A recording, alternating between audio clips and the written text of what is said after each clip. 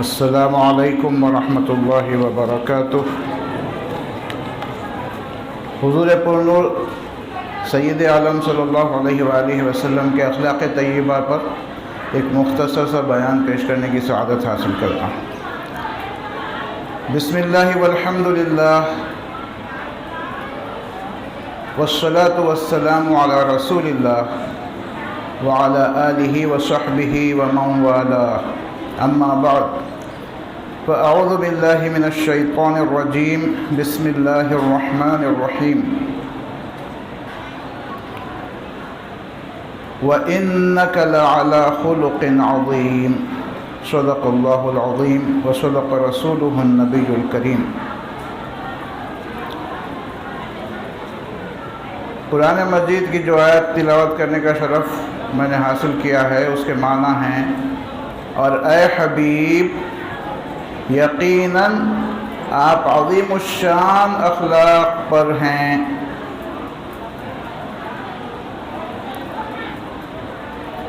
ایک اور آیت میں اللہ تعالیٰ فرماتا ہے: لَقَدْ كَانَ لَكُمْ فِي رَسُولِ اللَّهِ أُسْوَةٌ حَسَنَةٌ لِمَنْ كَانَ يَرْجُو اللَّهَ وَالْيَوْمَ الْآخِرَ وَذَكَرَ اللَّهَ كَثِيرًا۔ آگے کچھ بحث کرنے سے پہلے ہم یہ دیکھتے ہیں کہ ایمانیات اور اسلام کا مرکز کون سی ذات اقدس ہے۔ اس سوال کا جواب دینے میں عجلت نہ کریں، تھوڑا سا غور و خوض کر لیں۔ جنتیوں کو یقیناً دیدار الہی ہوگا، اور سب سے بڑی نعمت ان کی وہ ہے، اور اس پر علماء امت کا اجماع ہے، کسی کو اس پر شک و اعتراض شبہ کچھ نہیں۔ لیکن کیا ہم سب کو، عام امتیوں کو، دیدار الہی ہو سکتا ہے کہ ہم اس کو دیکھ لیں اور پہچان لیں کہ وہ واحد ہے، احد ہے، لا شریک لہ ہے؟ ممکن نہیں۔ اسی طرح موسیٰ علیہ السلام کلیم اللہ تھے،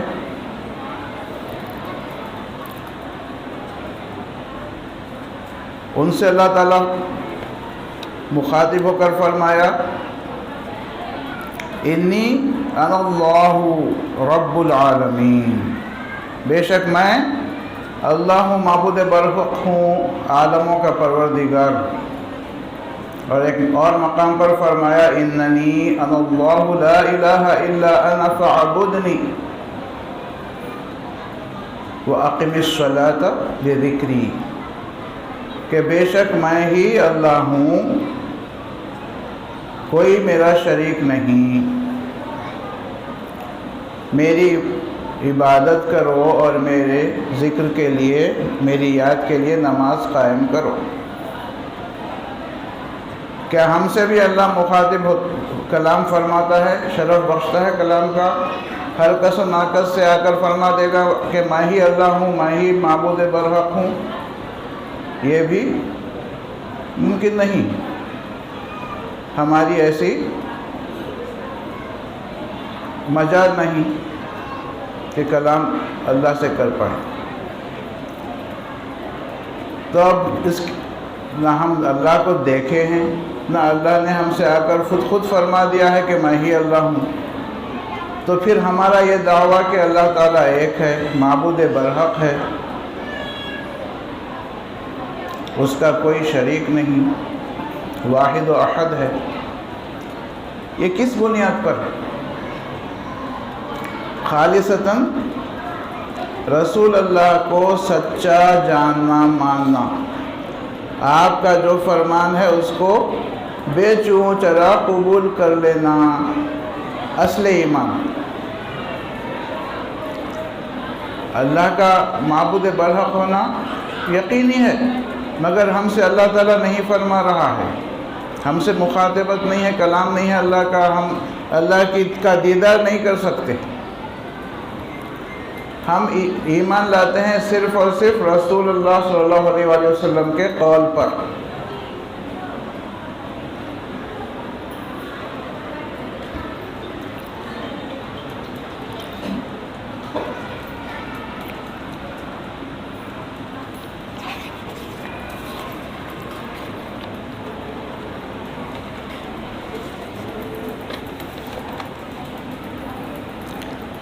اب کوئی ایک مفروضہ لے لیتے ہیں کہ کسی غیر مسلم کو، غیر مومن کو اللہ تعالیٰ کا دیدار ہو گیا، یا اللہ تعالیٰ کی واضح نشانیاں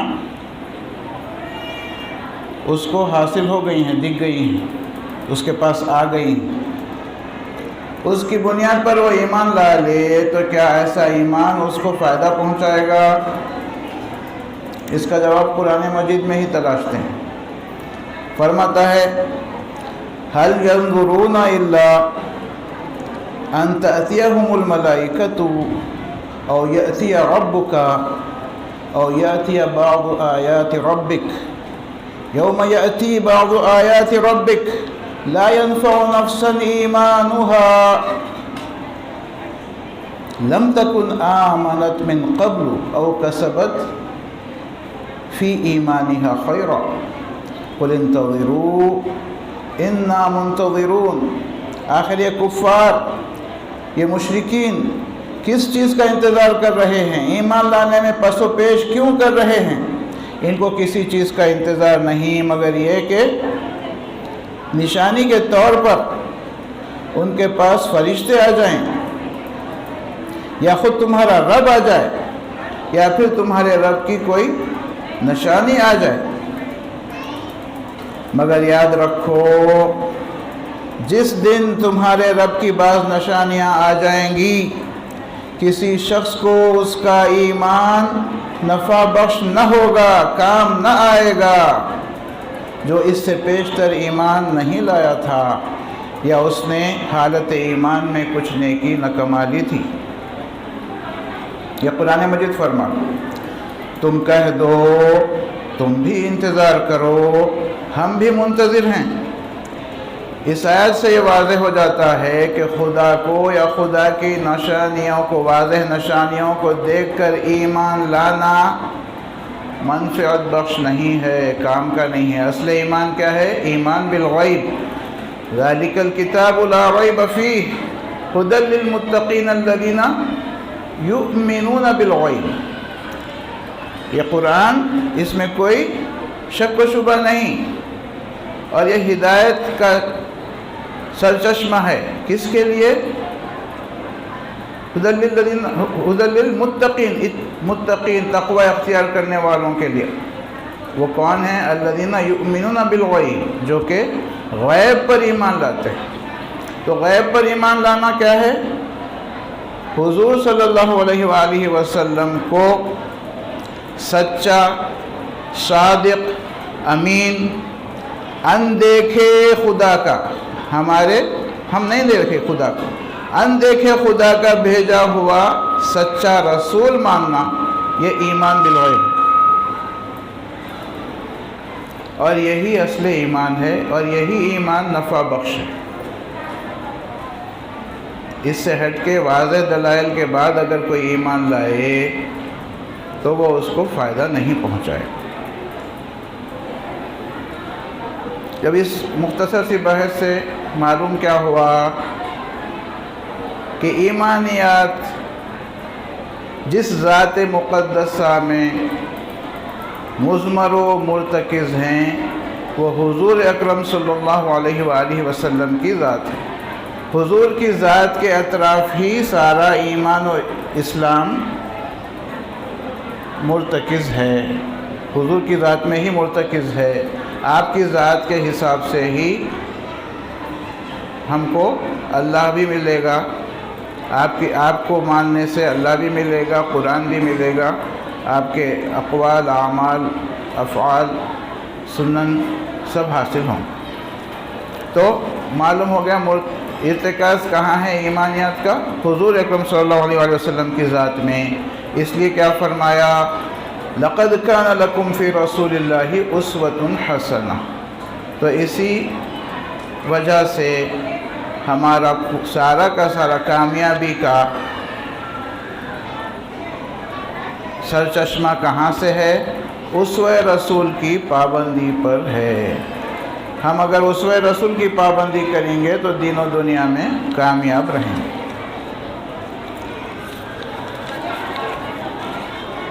ہم جب رسول اللہ کی اطاعت کرتے ہیں تو اللہ تعالیٰ فرماتا ہے کہ یہ اللہ کی اطاعت ہے، من یطیع الرسول فقد اطاع اللہ۔ جب صحابہ حضور کے ہاتھ پر بیعت کرتے ہیں بیعت رضوان میں، تو اللہ تعالیٰ فرماتا ہے کہ اے حبیب، جو لوگ آپ کے ہاتھ پر بیعت کر رہے ہیں وہ در حقیقت اللہ سے بیعت کر رہے ہیں، ان کے ہاتھ پر جو آپ کا ہاتھ ہے در حقیقت وہ اللہ کا ہاتھ ہے۔ تو ارتکاز صراحتاً مکمل طور پر حضور اکرم صلی اللہ علیہ وآلہ وسلم کی ذات میں مضمر ہے۔ تو اب تأسی رسول صلی اللہ علیہ وسلم، ہم آپ کے اخلاق طیبہ کی اتباع کرنا یہ ہم پر واجب ہے، اور ہماری کامیابی کی اصل وجہ ہے۔ تو اسوہ رسول پر عمل کرنے کے لیے اس اسوہ سے آپ کے عادات و اطوار اخلاق سے واقف ہونا بھی ضروری ہے۔ تو اس ضمن میں مولود شرف الانام جو حضرت جعفر برزنجی رحمۃ اللہ علیہ کا مرتب کردہ ہے، اس کے بیان نمبر 18 سے اقتباس پیش کرنے کی سعادت حاصل کریں۔ یعنی خود پر اوروں کو ترجیح دیتے تھے، ان کی پذیرائی فرماتے تھے، کسی کو بھی نکال باہر نہیں کرتے تھے۔ باوجود اس کے کہ سارے صحابہ آپ صلی اللہ علیہ وآلہ وسلم کی خدمت کرنے کے مشتاق رہتے، خواہش مند رہتے، اور اپنی جان بھی قربان کر دینے کے لیے تیار رہتے، بار بار کہتے فدا کا ابی و امی، آپ پر سے میرے ماں باپ قربان ہوں۔ اس کے باوجود آپ صلی اللہ علیہ وآلہ وسلم اپنے تمام کام خود ہی فرما لیتے، اپنی چپل کو خود ہی ٹانکا لگا کر جوڑ لیتے، اپنے کپڑوں کو خود ہی پیوند لگا لیتے، اپنی بکری کا دودھ خود ہی دوہ لیتے۔ آپ صلی اللہ علیہ وسلم اپنے اہل و عیال سے بے حد پیارے اخلاق کے ساتھ پیش آتے۔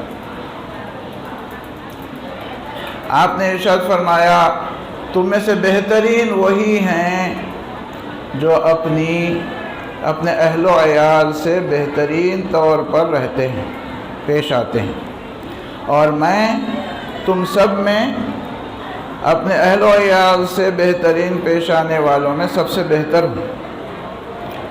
تو اپنے اہل و عیال، اپنی بیوی بچے، اپنے قرابت دار سب کے ساتھ بہترین اخلاق سے پیش آنا یہ حضور صلی اللہ علیہ وآلہ وسلم کی سنت ہے۔ آپ صلی اللہ علیہ وآلہ وسلم کسی تنگ دست کو، کسی محتاج کو، کسی فقیر کو حقیر نہ سمجھتے، غرباء و مساکین کو اپنا دوست رکھتے، ان کے ساتھ اٹھتے بیٹھتے، کہیں جا رہے ہوتے ہوں تو ان کی جماعت کے ساتھ رہتے۔ آپ حدیث سے یہ بھی ہے کہ آپ نے دعا فرمائی کہ اے اللہ مجھے تو مساکین میں رکھ، مساکین کے ساتھ رکھ، اور انہی میں خاتمہ فرما، او کما قال صلی اللہ علیہ وآلہ وسلم۔ غرباء و مساکین، محتاجین کہ بیماروں کی بیمار پرسی کرتے، عیادت کرتے، ان کے جنازوں میں شریک رہتے، ان کے جنازوں کے پیچھے پیچھے چلتے، ہر معذرت خواہ کسی سے کوئی کمی بیشی رہ جائے اور وہ عذر پیش کر دے تو اس کے عذر کو قبول فرما لیتے۔ کیا ہم لوگ ایسی کرتے ہیں؟ ہم پکڑ بندی پہ لگے رہتے ہیں، اللہ ہم کو درست کر دے۔ ہر عذر، معذرت خواہ کے عذر کو قبول فرما لیتے۔ اگر کسی کے انفرادی وصف یا معاملے کو پیش کرنے سے اس کو ناگواری ہوتی ہو تو وہ بات اس کو کبھی یاد نہ دلاتے۔ جہاں آپ صلی اللہ علیہ وسلم غربا و مساکین کے ساتھ حد درجہ شفقت کے ساتھ رہتے، وہیں مالدار لوگوں سے مرعوب کبھی نہ ہوتے، بادشاہ حاکمین سے کبھی نہ ڈرتے، باوجود اس کے کہ اللہ تعالیٰ نے آپ کو مالک کل بنایا اور زمین کے سارے خزانے کی کنجیاں آپ کے ہاتھ میں دے دیں، آپ صلی اللہ علیہ وسلم ان خزانوں سے مکمل طور پر مستغنی رہے، اور جب بھوک کی شدت بڑھ جاتی تو اپنے شکم مبارک پر پتھر باندھ لیتے۔ خزانوں کے مالک شکم مبارک پر بھوک کی شدت سے پتھر باندھ لیتے۔ غزوہ خندق میں ایک صحابی نے اپنے پیٹ پر سے چادر ہٹائی تو ان کے پیٹ پر ایک پتھر بندھا تھا، اس پر آپ صلی اللہ علیہ وسلم نے اپنی چادر ہٹائی تو لوگوں نے دیکھا کہ مالک ملک بحر و بر کے پیٹ پر دو دو پتھر بندھے ہوئے ہیں۔ سبحان اللہ۔ ام المومنین حضرت عائشہ صدیقہ رضی اللہ عنہ فرماتی ہیں کہ بسا اوقات اہل بیت نبی صلی اللہ علیہ وسلم یعنی حضور اور آپ کے ازواج مطہرات پر پے در پے مکمل 2 ماہ کہ 3 چاند گزر جاتے ہیں۔ یہاں 3 چاند کا تذکرہ کیوں ہے؟ مکمل 2 ماہ کو بتانے کے لیے۔ پہلی کا چاند دیکھا، 1 ماہ کے بعد پھر ایک چاند دیکھا تو 1 ماہ مکمل ہوا، اور ایک چاند دیکھا تیسری مرتبہ تو 2 ماہ مکمل ہوئے۔ تو 2 ماہ کے 3 چاند تھوڑا پریشان ہو جائیں گے، 3 چاند میں تو 3 ماہ نہیں ہے، 2 ماہ 2 ماہ کے یعنی مکمل 2 ماہ ایسے گزر جاتے کہ حضور کے گھر، حضور کے ازواج کے گھر چولہا نہیں سلگتا، یعنی پکانے کے لیے کچھ نہ ہوتا۔ دوسری روایت میں ہے کہ اکثر و بیشتر رسول اللہ صلی اللہ علیہ وسلم کے اہل و عیال، آپ اور آپ کے اہل و عیال اسودین پر گزارا فرماتے۔ اسودین کیا ہیں؟ کھجور اور پانی۔ اور روایات میں ہے کہ کبھی دوپہر کے وقت سالن کھا لیں تو رات میں سالن کھانا ممکن نہ ہوتا، سالن کے ساتھ روٹی کھا لیں۔ ہم ماشاءاللہ سے اعلیٰ درجے کی غذائیں کھاتے ہیں، پھر بھی سیر نہیں ہوتے ہیں، پھر بھی اللہ کا شکر بجا نہیں لاتے ہیں۔ اللہ ہم کو معاف فرما دے۔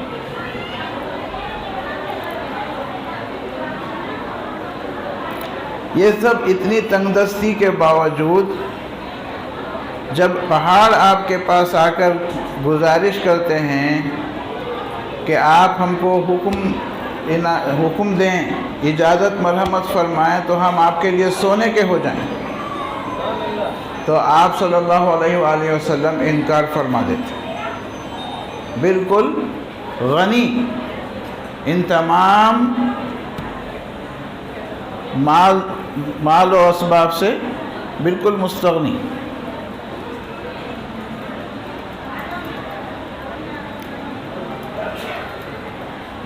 آپ صلی اللہ علیہ وسلم بہت ہی کم گو تھے، غیر ضروری گفتگو نہیں فرماتے تھے، دنیاوی فضول باتیں بالکل بھی نہیں فرماتے تھے، اور جو کوئی آپ سے ملتا سلام کرنے میں پہل فرماتے۔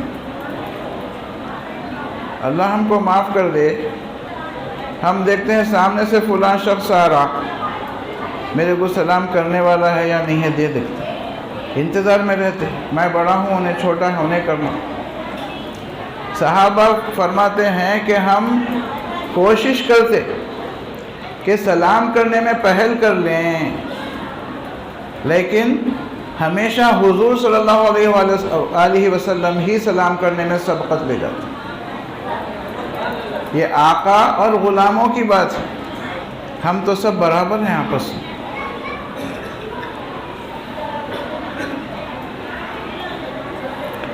شرفا کو ان کے حق شرافت کے پیش نظر خلوص سے پیش آتے، بزرگی کے حامل لوگوں کو ان کی بزرگی کا لحاظ رکھتے ہوئے پیش آتے۔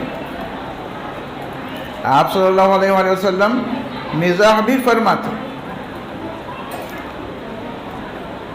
اور اس میں شستہ مذاق ہوتا، اور مذاق میں بھی خالص حق گوئی ہوتی، مذاق سے جھوٹ بول دیا نہیں، مذاق سے بھی غلط بیانی نہیں۔